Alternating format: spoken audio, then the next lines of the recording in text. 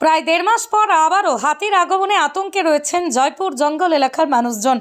আজ ভোররাতেই 52 থেকে 53টি হাতির একটি দল বিষ্ণুপুরের জঙ্গল হয়ে জয়পুরের জঙ্গলে প্রবেশ করেছে। তাই জঙ্গল তীরবর্তী এলাকার মানুষজনকে সতর্ক করতে মাইকিং প্রচার শুরু করেছে বন দপ্তর। বাঁকুড়া জেলার বিষ্ণুপুর পঞ্চায়েত বন বিভাগের মধ্যে রয়েছে জয়পুরের জঙ্গল। এই জঙ্গল বছরের বিভিন্ন সময় হাতির দল আসে খাবারের সন্ধানে।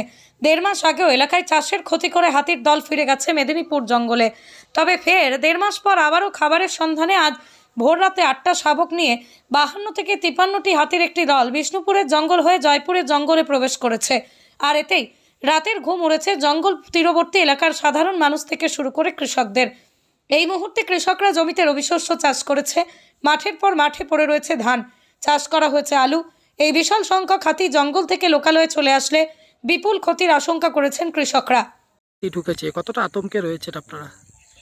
হ্যাঁ, আবার তো 53টা হাতি ঢুকেছে। আমাদের তো অনেক আতঙ্কে আছি, তা অনেক ফসল তো আমাদের মাঠে আছে। হ্যাঁ, আলু আছে, ধান আছে, এখনও সব মেরামত করতে পারিনি, তাহলে আমাদের ক্ষতি তো হবেই। তা একটু বন দপ্তরে আমাদের এক বিষয়ে একটু দেখুন। আবার তো 53টা হাতি রয়ে আবার গেছে। তো 53টা হাতি ঢুকেছে।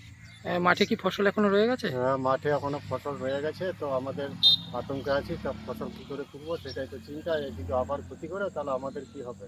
তাহলে বন দপ্তর একটু আমাদের দিকটা, চাষের দিকে আমরা খেটে খুটে খাই, চাষবাস করি খাই, আমাদের বন দপ্তর একটু দেখুন আমাদের দিকটা। কি কি মাঠে এখনো ফসল আছে? মাঠে এখনো আলু আছে, ধান আছে। ধান আলু এই বস করেছি। হ্যাঁ, তো আলু এই একটা দুটো ফুটেছে।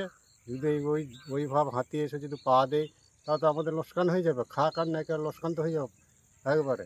তারপরে ধান এখনো মাঠে রয়ে গেছে, মাঠে তুলতে পারি না, তাহলে তো আমাদের সবই তো চলে যাবে। আমরা খেটে খুটে চাষবাস করে আমাদের চাষবাসেরই সংসার।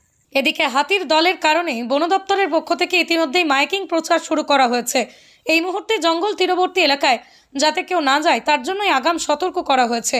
পাশাপাশি হাতির কারণে চাষাবাদ সহ কোনোভাবে কেউ যদি ক্ষতিগ্রস্ত হন তাহলে বন দপ্তরের নিয়ম অনুযায়ী ক্ষতিপূরণ দেওয়া হবে বলেই জানানো হয়েছে। পরিস্থিতি আমি বলবো যে একদম সেফ সাইডে আছে। আমরা তো সবসময় আমাদের এলিফ্যান্ট মুভমেন্ট ট্র্যাকিং গ্রুপ রয়েছে ফিল্ডে, প্রত্যেকটা ডিভিশনে, পাশাপাশি রেঞ্জে, বিট লেভেলে। তো সবসময় আমরা খবর পাই, আর শুধুমাত্র খবর আমাদের নিজের কাছেই আমরা রাখি না, ওই খবরকে কিভাবে গ্রাউন্ড লেভেলে পাশের গ্রামের লোকগুলোকে, জঙ্গলের পাশাপাশি গ্রামে যারা থাকেন ওনাদের কাছে কীভাবে পাঠানো যায়, ওই জন্য আমাদের কাছে একটা পুরো সিস্টেম তৈরি করা আছে, যেখানে হোয়াটসঅ্যাপ গ্রুপ থেকে নিয়ে বাল্ক SMS পাঠানো হয়।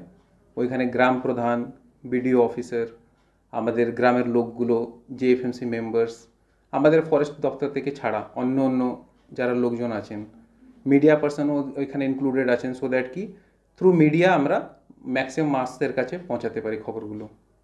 এখন কতগুলি হাতি এসছে, কবে এসছে? এই হাতিগুলো গত, আমি বলবো যে আজকে আর্লি মর্নিংই বলা যেতে পারে, মোটামুটি 4:30-5টার দিকে সকালে 52 থেকে 53টা হাতি আছে, তার মধ্যে 8টা বাচ্চা আছে।